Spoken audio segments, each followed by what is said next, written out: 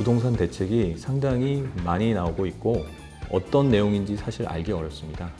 중도금 대출이 하나도 이루어지지 않을 수도 있습니다.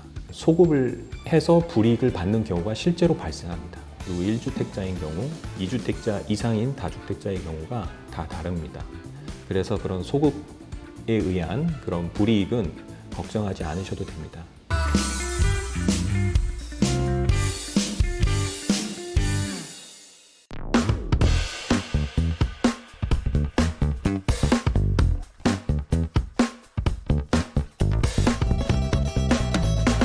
요즘에 부동산 대책이 상당히 많이 나오고 있고 어떤 내용인지 사실 알기 어렵습니다. 6.17 대책뿐만 아니라 7.10 대책, 그 다음에 후속 조치가 예상되는데요. 6.17 대책에서 소급 적용 문제는 사안에 따라서 다 다릅니다.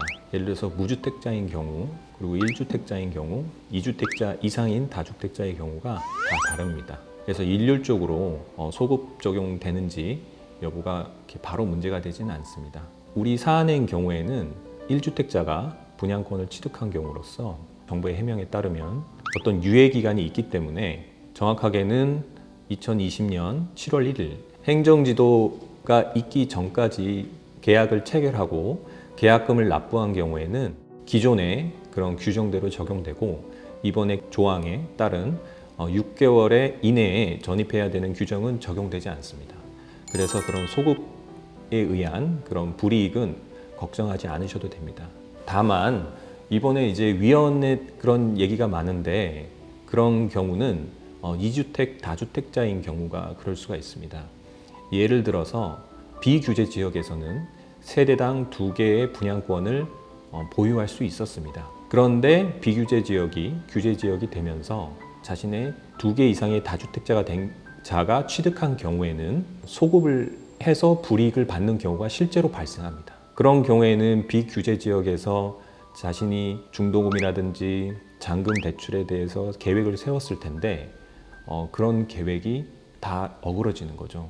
그래서 지금 예상되는 거는 그런 분양권이라든가 그 취득한 주택에 대한 중도금 대출이 하나도 이루어지지 않을 수도 있습니다. 그래서 지금 위헌의 문제가 발생하는데요.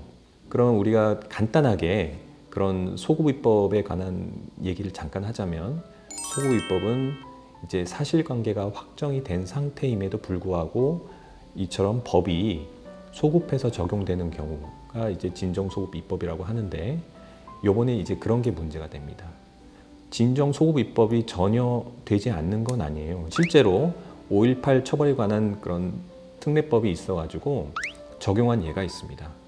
근데 그러한 경우에도 여러 가지 요건들이 있습니다. 목적이 정당해야 되고 수단이 적합해야 되고 또 어떤 공익과 사익 간의 그런 균형이 어느 정도 이루어진다는 그런 요건이 있는데 우리 사안의 경우에는 정부에서 부동산을 잡겠다는 그런 일념 하에 좀 무리하게 적용된 거 아닌가 하는 그런 우려의 목소리가 분명히 있습니다. 그래서 실제로 얼마 전에 위헌 소송이 들어간 걸로 아는데요. 어쨌든 결과를 떠나서 그 결과가 나올까지 상당한 시간이 소요될 텐데 어쨌든 그런 2주택 이상의 다주택자들이 분명히 그런 입법에 의해서 상당한 불이익이 예상되는 만큼 전문가하고 상담해서 이걸 어떻게 대응할지 한번 검토를 할 필요가 있겠습니다.